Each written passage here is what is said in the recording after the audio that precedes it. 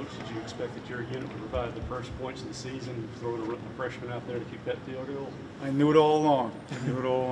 Yeah, I mean, he had a great camp. He had about 83% in camp, and won the job. Put him through some circumstances. Actually, one very similar to what happened to him at the end of the half, and he executed. So more on him. Congratulations to him for kind of just as a freshman having that calm and confidence in himself to go out there and do what he did all through the fall camp. You see a lot of guys. Go ahead. Why not have him on kickoffs? We're going to break him in on field goals first, I think, and then we'll kind of work our way there. Now, he competed for that job early on, too. We've had several guys competing for that job, and not everybody's available right now to do that job as well. But, I think we're improving there. We had a good week this week on kickoff, but I do think, you can see that down the road for sure. Going off of that, when Nick is healthy and is dressed, is there still going to be more competition, or are you going to ride Kyle until there needs to be a change? Only as good as your next kick, so we always talk about that too. So right now it's just worrying about having a good practice and improving his skills and fine tuning, So everybody's, every day you pay the rent, so he knows that and he'll keep competing. You see a lot of guys like Kyle in high school that kick long field goals, but have that trouble adjusting, whether it's kicking off a tee or not kicking with a tee. But it seems like he just made that smooth transition, and distance isn't a problem for him. Mm-hmm. How quickly did he adjust to that? One thing is interesting. His game stadium at his high school was actually a college field goal post. So that's very helpful, obviously. And then, the guy was in 3 state championship games and made a ton of kicks. So, in a pressure situation, right, you fall back on your training, and he's got all those reps in and all those kicks made, and it's a huge advantage for him coming in as a young guy to be able to fall back on all that. How much is that something you look for in a kicker? Not just the physical talent to kick a ball, but to have played in high leverage situations to kind of be able to go to Davis Wade Stadium in his first game and kind of not feel any pressure. No, that's big. I think the mentality a lot of times, there's a lot of talented kickers out there. The mentality is what separates these guys. And we made sure that we got to the stadium about 3 or 4 times before the first game just to get in there and feel what it's like and find some references and landmarks in the stadium to line up field goal kicks. And I remember Kyle saying even the first time we walked in there, it was like, I feel like it's Christmas, Mississippi State fan, and can't wait to be inside the stadium. You don't want that to happen on game day. You want that to get that out of the way early and let him go out there and just do what he knows how to do. We saw John make a good individual play on the pump block. How much can you, scheme stuff to try to make those, more occurring? Yeah, we talk about effort all the time on special teams. That's a big thing, and we called the block. Didn't hit exactly the way that we drew it up, and a lot of times it doesn't. Right, even returns are the same way. But Avery Sledge was actually the scoop and score guy, which is nice to see. Like part of that works, but really it works because John decided that he was going to give great effort and not be denied, and stuck his paw up there and got hands on it. So it's great to see that, and the guys know that if they play like that, good things happen. How exciting is that for you, as a coach? That's a guy who's still competing for a spot on defense to come out and still give that kind of effort on special teams. How much does that excite you? Yeah, no, he was a special teams player of the week for us. We kind of gave our team award. And if you watch him on kickoffs at all, he's the guy, whoever they're double teaming, we put John there, and John just runs through a bunch of people, So, he was a great example just to put the film on and just show you, too. Like, that's your fastest way on the field, and whether you're a starter or not. JP Purvis had a huge tackle on kickoff, kind of a highlight reel one, too. But all these guys want to get to the next level, and special teams is a huge part of that, and I think they understand that, and they want to do it for their teammates. That's the most important thing. Have you personally ever worked with an Australian kicker before? And I guess how much an adjustment has this been for you doing that with Keelan? No, yeah, first time with an actual guy from over there, but a lot of familiarity with his scheme, and he's great. He's a great kid, man. He's 22. I say kid. I'm getting old too, so that's fine. But he's a mature guy, and he's played some sports at a high level before. And honestly, we had to break him in too. That was his first game, and it wasn't his. He'll tell you it wasn't his best ball or two there, but it was good to see him just get out there and kind of execute and get used to the cowbells. You only punted twice, which I'm sure made Coach Leach happy. But 37.5 on the average there. Is some of that kind of directional kicking, or just maybe you didn't get exactly what you wanted? Yeah. I don't think he hit his 2 best balls. And one of them was a little closer territory, so I think he played it safe. Went inside the 20 by a yard. So it's just. There is going to be a little bit of a process where he's got to understand, exactly what we're doing, and I have to be better in telling him exactly where you want the ball or how hard he can kick it or that type of thing. But he had a really good fall camp too. He won the job in fall camp from his performance, and distance and hang time and operation, the whole thing. So I expect him to come out and really have a better game this week. Obviously, you got Barbay biting it, chomping at the bit to get Xavier back. I'm sure you're the same way. That's a fact. That's a fact. Wally got us through last week, and I appreciate Wally's efforts. But Xavion's a special talent back there, and he's excited too. He's chomping at the bit, and it allows me to do some more things, scheme-wise, and the way we attack people on the punt return unit. So, the faster it gets back, I think the better it is for everybody. There's a lot of special teams coaches that really like to work around 45 yards on the punt. Like they really don't want to overkick that. It's because of the fact that they structure their coverage units around that. What is your philosophy about that? Are you a guy that wants it as long as it can go and possibly outkick the coverage, or do you want to kind of bunch it in a little bit? Yeah, I think the operation when you roll on a punt takes longer, right? So you're buying some seconds of hang time if you look at it that way, right? So if he kicks a 45-yard punt and it's only a 4-0 hang time, but you add 2 seconds for the roll, that's a good deal. We can cover that no problem. Now, once you kind of get outside the threshold, you kick a 50-yard punt and it's only 4-0. We got to have guys winning multiple positions to make sure to get down and make a tackle, which we can do that, right? We don't want to consistently have to put ourselves in that situation. So we're looking for 45-yard balls with good hang time, and occasionally we want to attack somebody or kind of flip the field on them.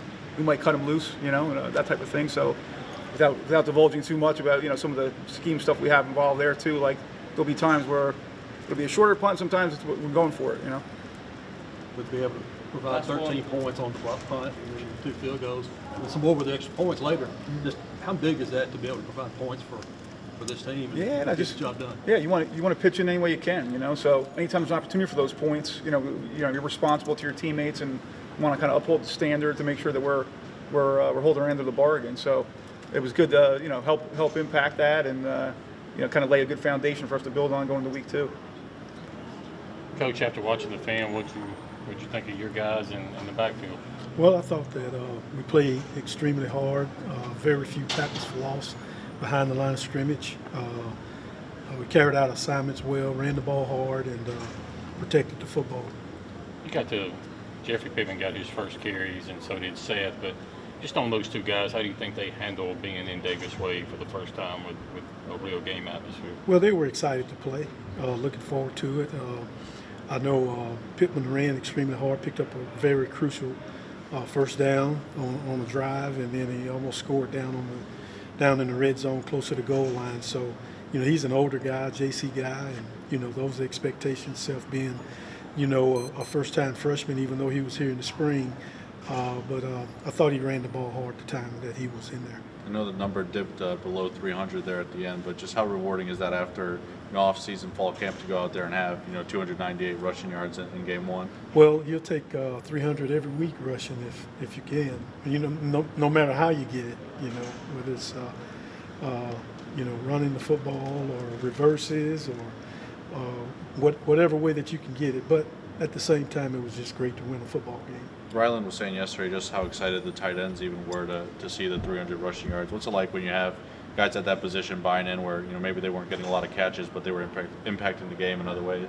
Well, I think it goes back to Coach Arnett's philosophy and also Coach Barbay's philosophy that we want to be a football team that's tough, and being a team that's tough means that you have to run the football and be physical, and not just the running back position, but the wide receivers are required to block. And like you said, and it becomes contagious. You get a couple good runs, and you start moving the chains, and that opens up play action passes. So I think it's very exciting for everybody on that side of the ball. What do you say to guys like Kevon and Simeon who knew that the running back room was deep and carries and touches may be limited, and sort of try to keep them focused even though they know that playing time may be smaller? Well, I give every kid credit that's a running back in that group, and they are very unselfish. They work extremely hard, and if they didn't get the carries or the notoriety, they just came out this week and worked harder, and their opportunity will come eventually. But it's all about keeping the right attitude, being a team player, and contributing wherever you can contribute, and whether that be in special teams, whether it be running the ball, catching the ball, or blocking, And so that's what makes it exciting because those guys they're bought in. With your tight ends having, some older guys, but a lot of inexperience there, how much pride do your running backs take in being able to help with the pass block and even lead block on some running plays? Well, we have a saying, you have to do two things in order to play: protect the football and protect the quarterback. And if you can't pass protect, you're not, we can't put you on the field. We can't trust you. Can't take care of the ball. We can't trust you. You can't get out there and turn the ball over, and you can't get the quarterback sacked. So they take pride. They take special pride in it because they all want to play, and they are very inquisitive in our meeting rooms, and when we're having meetings about protections, and every kid has a dream of playing in the NFL, and in order to play in the NFL, you have to be good at pass protection. So that's another selling point also that we use. Woody had a career day, running, but also 19 carries and none for loss.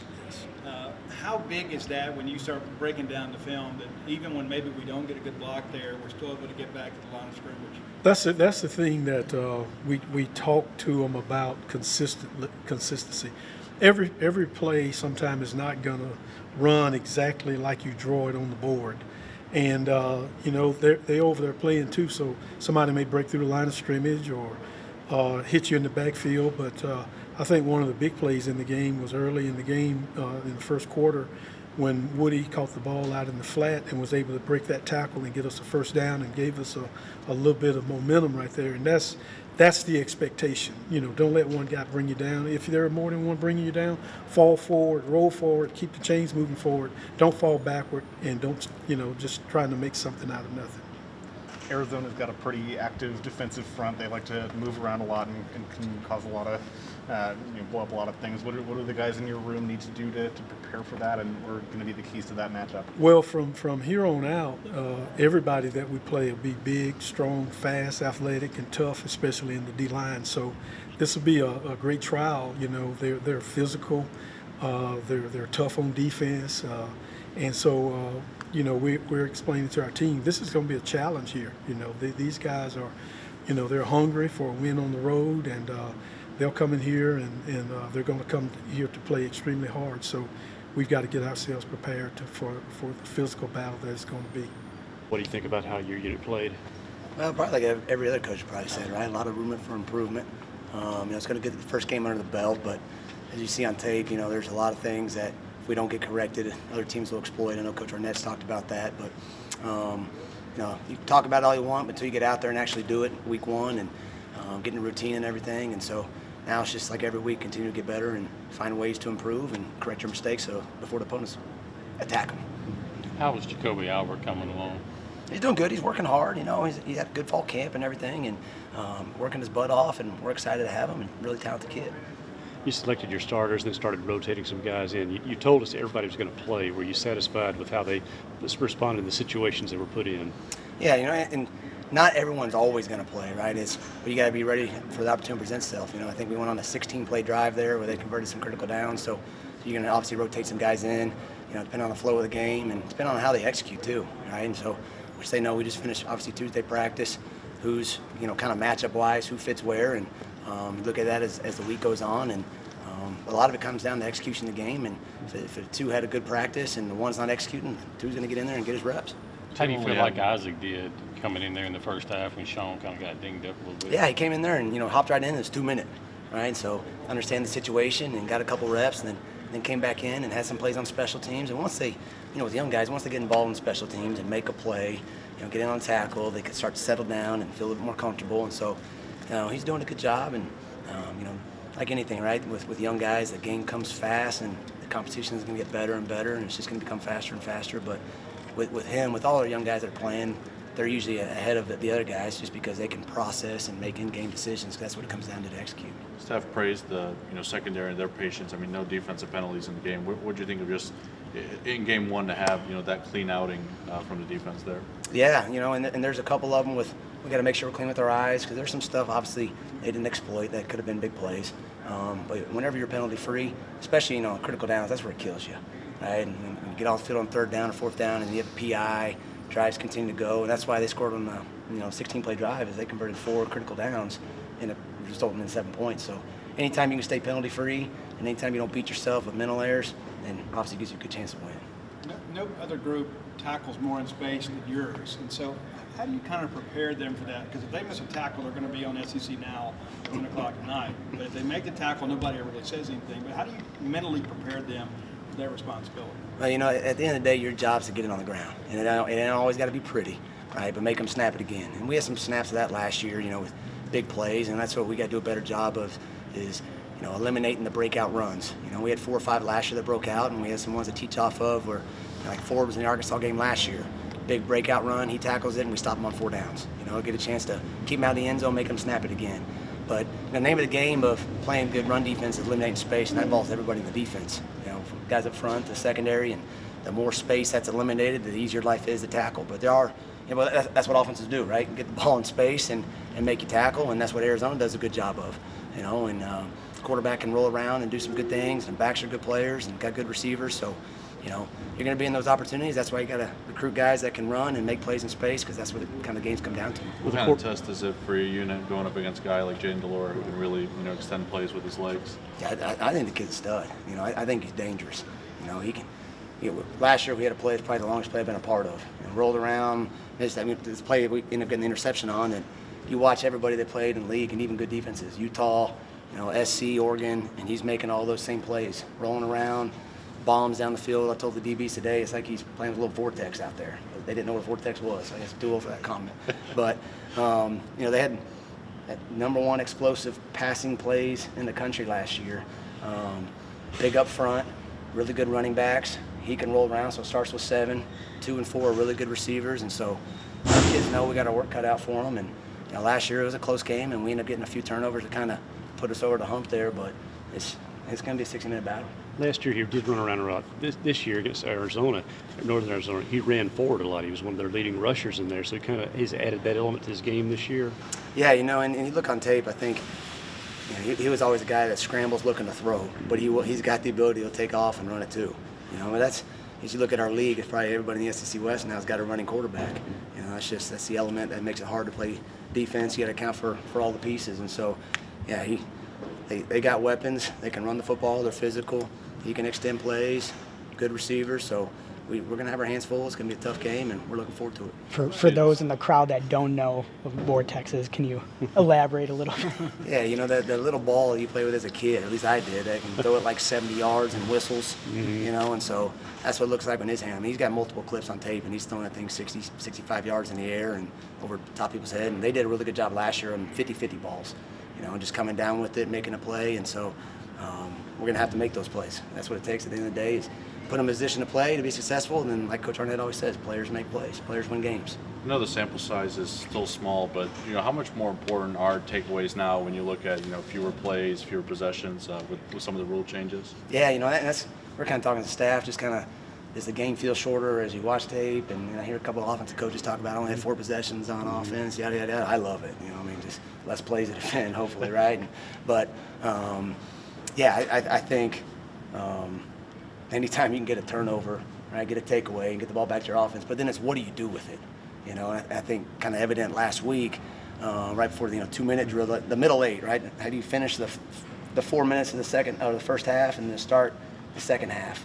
And so we end up, responding. We got off the field on 3rd down. Our offense got the ball, scored, and then we stopped and come out the second half and score. So it's momentum swing. So anytime you can get that, and then obviously playing Southeastern, who's a good team, and you get on top and you kind of eliminate a little bit of hope, and you kind of take control of the second half. So that's what it's about, momentum swings. You always want to be hungry, and you want your guys to be hungry. Does it help to get engagement? Because Arizona has SEC caliber offensive skill, even outside with Cali and Miller and those guys. Do you sense a little more elevation and buy-in this week because it is a Power 5 opponent, it is a team that's capable of coming here and making plays? Coach speak, right? Every opponent's the same, right? All that. From the kids, I think once they see it on tape, but they're all excited for game 1, especially guys in my position that are new, excited to kind of get on their belt. But then once they see the challenge that's ahead of them, any competitor, right? I mean, they're really good offense, can throw the ball, are inexperienced on defense, at least in the back end. So it's a challenge. So I think they're ready to rise up to it, and it all starts in practice. But then what do we do on Saturdays when it counts the most?